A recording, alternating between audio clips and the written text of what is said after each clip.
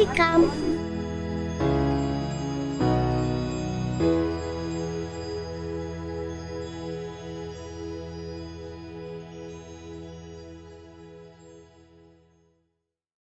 Der heutige Tag hat mit einer Bootstour angefangen.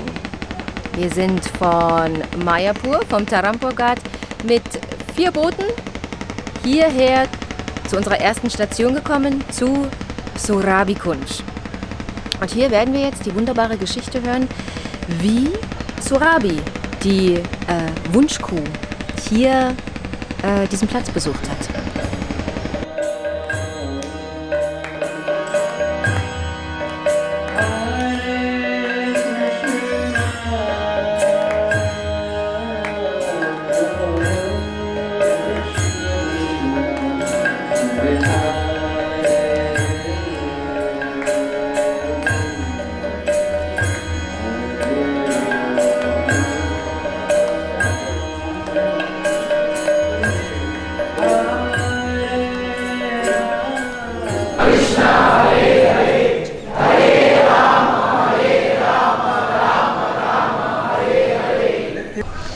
Hare Krishna. Also wir sind hier am Surabhi-Kunj und die Geschichte des Surabhi-Kunjs hängt mit der Geschichte vom Govardhan zusammen. Nachdem also Indra versucht hat, die ganzen Einwohner von Vrindavan zu töten, tat es ihm sehr leid. Obwohl Krishna ihm vergeben hatte, hatte er immer noch so tiefe Schuldgefühle. Denn eines der größten Vergehen, die man machen kann, ist, dass man Vaishnavas schlägt oder sogar versucht, sie zu töten. Und Indra hatte nicht nur versucht, Krishna zu töten, er hatte die liebsten Geweihten von Krishna versucht zu töten. Er hatte versucht, Krishnas Mutter zu töten, Krishnas Vater, alle Einwohner. Also die meist exaltesten, wie sagt man das in Deutsch, die am weitesten fortgeschrittenen Devotees hatte er versucht zu töten. Das ist eines der größten Vergehen überhaupt.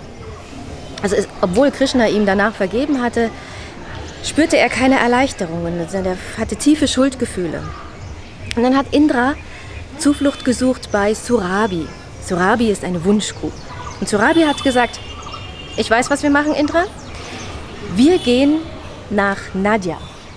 Dort wird im Kali-Yoga Chaitanya erscheinen. Und wir gehen an diesen Ort und beten dort zu Lord Chaitanya, weil er ist die Inkarnation, die am gnädigsten ist. Also sind Surabhi und Indra zusammen hierher gegangen und unter einem Banyanbaum haben sie gebetet. Und darum gebeten, dass Chaitanya erscheint und ihnen Darshan gibt. Und wirklich, die beiden haben gebetet und Chaitanya erschien. Er erschien vor Surabhi und Indra und dann hat Surabhi Chaitanya gebeten, dass er Indra verzeiht. Und das ist was ganz Wichtiges, denn Indra hat nicht selbst gebeten, dass Chaitanya ihm verzeiht, aber Surabhi hat es an seiner Stelle getan und Chaitanya hat all seine Gnade auf Indra regnen lassen, sozusagen. Und wir können aus dieser Geschichte lernen, dass es sehr potent ist, für andere Menschen zu beten, für andere Menschen, die Fehler gemacht haben, bei Lord Chaitanya zu beten und um Verzeihung zu bitten. Das ist sehr... Krishna hört auf seine Devotees. Wenn die Devotees Krishna um irgendetwas bitten für jemand anderes, dann wird dieser Wunsch noch mal mehr erfüllt, als wenn der Devotee selber dafür bittet. Und genau hier an diesem Ort hatten also Surabhi und Indra Darshan von Chaitanya Mahaprabhu.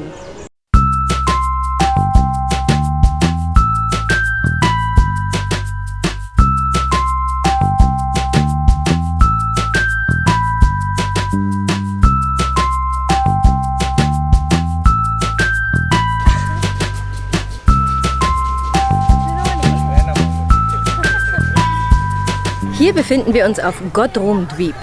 Godrumdvip ist die Insel der Kühe, weil zu Chaitanyas Zeiten waren hier super viele Kühe. Und als Lord Chaitanya hier auf diese Insel gekommen ist, ist er auch total in die Stimmung eines Kuhhirten gekommen, also total in die Stimmung von Krishna. Und als er dann die ganzen Peacocks, die hier waren, gesehen hat, als er dann die ganzen Kühe, die hier waren, gesehen hat, die Geräusche gehört hat, dann war er total in der Stimmung von Nandagram, von Vrindavan. Und als seine Geweihten diese Stimmung gesehen haben, sind die auch in diese Stimmung gekommen von den Kuhhirten von Vrindavan. Also Godrumdvip, die Insel von Godrum, die Insel der Kühe. Das ist die Insel, auf der wir heute unseren Parigram machen.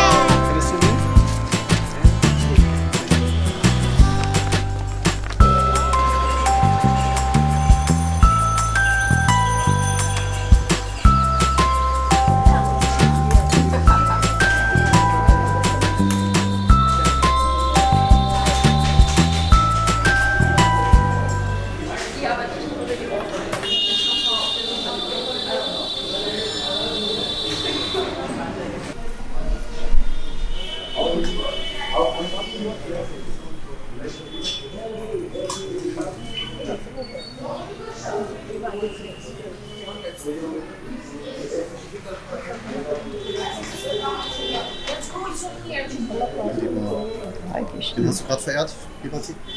Bitte? Wen hast du gerade verehrt? Gurkedatte. Gurkedade. Ja. Und wo sind wir gerade? Wo sind wir gerade? Oh, wo sind wir denn? Bei Bhaktivinoda Thakurs Haus. Hier hat Bhaktivinoda Thakur gelebt. Bitte? Hier hat Bhaktivinoda Thakur gelebt. Hier hat er gelebt, ganz genau. Und hat die Visionen gehabt, als er über die Ganga geschaut hat, dass da... Er hat den Tempel schon gesehen, der da jetzt heranwächst. Das ist erstaunlich. Ja. Und wie bist du auch so ein bisschen verbrennst du dich? Ja. Danke, Frau Privat.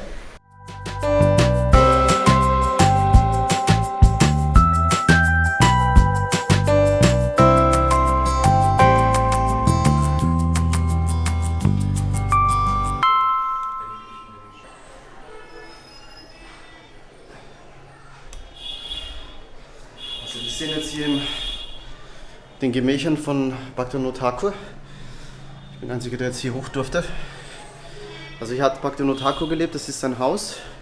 Das ist sozusagen gegenüber von Mayapur. Und ja, hier hat Bhaktivinoda Thakur mit Bhaktisiddhanta Saraswati gewohnt. Und hier auf dem Balkon hatte Bhaktivinoda Thakur die Vision und hat den großen Tempel gesehen. Den Balkon hier. Kann ich jetzt leider nicht raus. Und von hier aus sieht man den großen Tempel und das TUVP.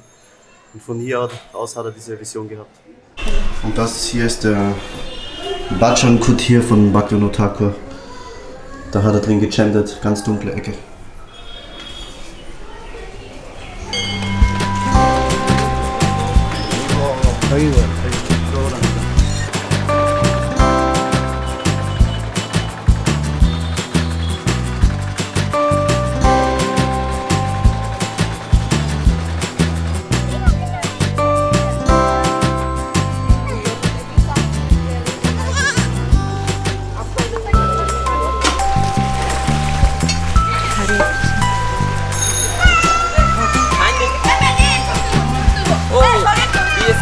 What is your name? My name is Sain Mandal. My name is Afridi. Acha. Germany Ozil's fan. Huh? Germany football player Ozil's Football? fan. Football? You like football? Yeah. Who is the best German player? Best player? My best player Ozil, Ronaldo. Ronaldo? But he's not German. Portugal Portugal? or Germany Ozil. Özil. Ah, Özil good. Okay. Hare I am Krishna. a So footballer. bye. Bye.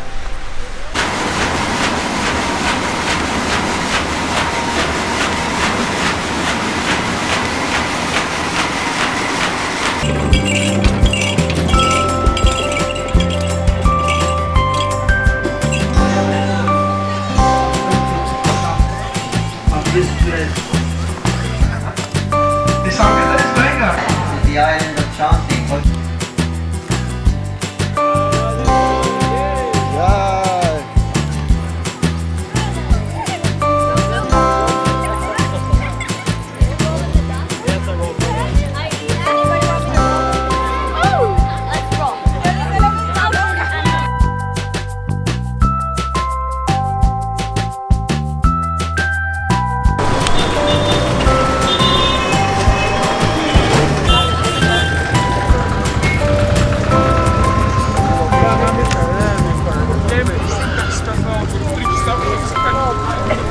Hier sind wir an Hamsawan. Es ist ein ganz spezieller Ort. Und zwar, als Lord Gauranga hier auf der Erde war, wollte Shiva den Darshan haben. Er wollte das persönlich sehen, wie er hier im Kali Yuga erscheint und seine Spiele vollführt. Da die Zeit allerdings bei den Halbgöttern viel langsamer verläuft als bei uns hier auf der Erde, hatte der Halbgott Shiva nur ganz wenig Zeit, um hier auf die Erde zu kommen und Chaitanya zu sehen, wie er hier im Kali Yuga erscheint. Um aber pünktlich zu sein, ist er schnell zu Brahma und hat gesagt, Brahma, Brahma, mein Bulle ist zu langsam. Ich muss mir mal deinen Schwan ausleihen. Denn jeder Halbgott hat einen bestimmten Träger. Ja, der Träger von Vishnu ist Garuda, ein Adler. Der Träger von Shiva ist eigentlich Nandi, ein großer Bulle. Und der Träger von Brahma ist ein Schwan. Und der ist natürlich viel schneller als ein Bulle, wenn er fliegt. Also ist Shiva zu Brahma gegangen und hat sich den Schwan ausgeliehen oder wollte sich den Schwan ausleihen. Und Brahma hat es auch gemacht. Brahma hat ihm den Schwan ausgeliehen. Und dann ist Shiva auf dem Schwan von Brahma hierher geflogen. Und Shiva hatte dann Darshan von Gauranga original im Kali Yuga. So wie er hier erschienen ist. Und in diesem Tempel wird sozusagen ein Shiva auf dem Schwan von Brahma verehrt. Das ist, glaube ich, der einzige Ort im Universum, wo es so einen Tempel gibt. Da der Tempel sehr klein ist, also es ist hier wirklich nur eine kleine, schicke Hütte, stehen jetzt die Devotees alle an für den Darshan. Ja, die können einmal reingehen, kurz Darshan haben und kommen dann hier wieder zur Tür heraus. Es ist mitten in der Stadt, mitten in Godrumdweep, mitten an einer Kreuzung ist dieser fast kleine, unscheinbare Tempel. Und wenn man gar nicht weiß, was hier geschehen ist, dann kann man einfach dran vorbeifahren. Ja, aber es ist doch ein sehr spezieller Ort. Weil Shiva in größter Eile unbedingt den Darshan von Gauranga haben wollte. So this is Lord Shiva laying down on the swan, coming to listen to Gaur Katha.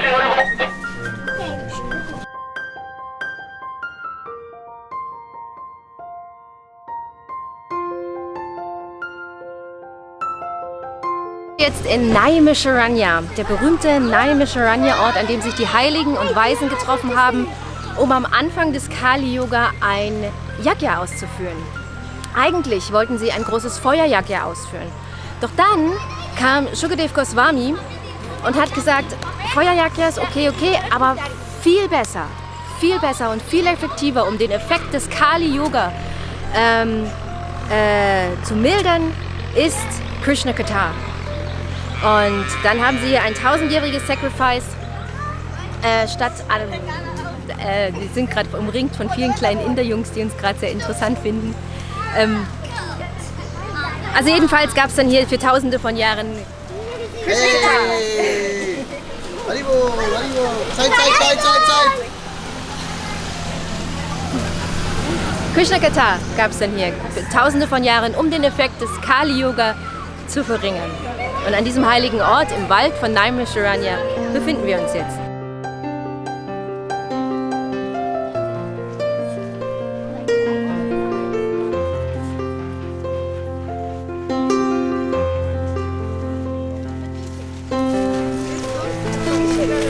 Es ist der Tag der schönen Aussicht, oder? Überall Feld und Wandern. Wo waren wir jetzt gerade? Da bei Naimisharanya waren wir gerade. Was war das für ein Fluss? Vorsicht. Gomata. I don't know. Godavari? Gomati River. Krishna Hare Krishna, Krishna Krishna Hare Hare, Hare Rama, Rama Rama, Hare Hare. Hare Krishna. Hare Haribo.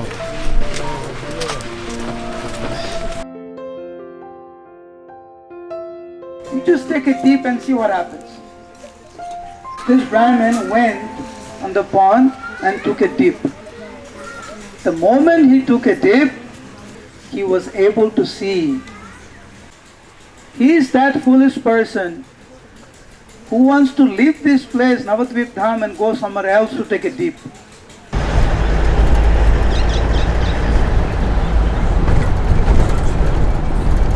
Wo sind wir jetzt gerade? Ganga. Aber wir dürfen nicht reingehen. Weil das Wasser ist so stark, dass wir einfach wegfliegen. Und was war jetzt hier? Ein Theaterstück? Ja, ein Theaterstück, wo ein Brahmana, der total, ein Brahmana, schrie, total super rein, alles toll, gestorben ist. Und dann, er ist gestorben, indem ein Bulle ihn aufgespießt hat. Dann lag er da. I am a Brahmin! I am a Brahmin! I am Brahmin! Und dann kam ein Devotee und hat Ganga-Wasser auf den toten Körper gespritzt. Und eigentlich wollten die Yamadutas den toten Körper des Brahmanas gerade wegnehmen und zu Yamaraj springen. Aber durch das Ganga-Wasser wurden sie total verletzt und haben Arme und Beine verloren. Und der Devotee, der das Ganga-Wasser auf den Brahmana draufgespritzt hat, der hat plötzlich die Vision gekriegt und hat gesehen, wie diese Yamadutas da plötzlich erschienen sind und dass sie total zerschunden aussehen. Und hat gefragt, was ist denn passiert? Wer hat euch das denn angetan? Und dann haben die gesagt, du hast uns das angetan. Du hast das Ganga-Wasser auf uns gespritzt. Als du das Ganga-Wasser auf den Brahmana gespritzt hast, kamen die Vishnu-Dutas und haben uns so zugerichtet. Die Ganga ist einfach so rein, die Ganga ist einfach so merciful, dass sie jeden retten kann. Sogar einen nur äußerlich reinen Brahmana, der nur auf sein hohes Ansehen achtet, aber gar nicht innerlich den heiligen Namen chantet oder wertschätzt.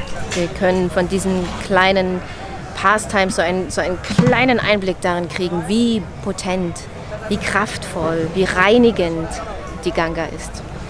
Ja, leider konnten wir kein Bad nehmen. Die Strömung ist einfach zu stark. Aber wir wurden kräftig mit Ganga-Wasser bespritzt. So. Kommt her, nehmt ein Bad in der Ganga. Hari Hari Bol. Hare Krishna, Krishna Krishna, Hare Hare, Hare Rama, Rama Rama, Hare Hare, Hare Krishna, Krishna Krishna, Hare Hare, Hare Rama, Hare Rama. I didn't get. No, she didn't get. She didn't get. She needs a lot. Hat Narugopal ganz am Anfang des Parigrams gesagt, man darf diesen Parigram nicht mit den materiellen Augen sehen, weil man sieht kaputte Häuser, man sieht komische Dreckecken. Wir sollen versuchen, den Parigram durch unsere Ohren zu sehen und dadurch so ein bisschen die Pastimes, einen Glimpse von den Pastimes zu verstehen bekommen.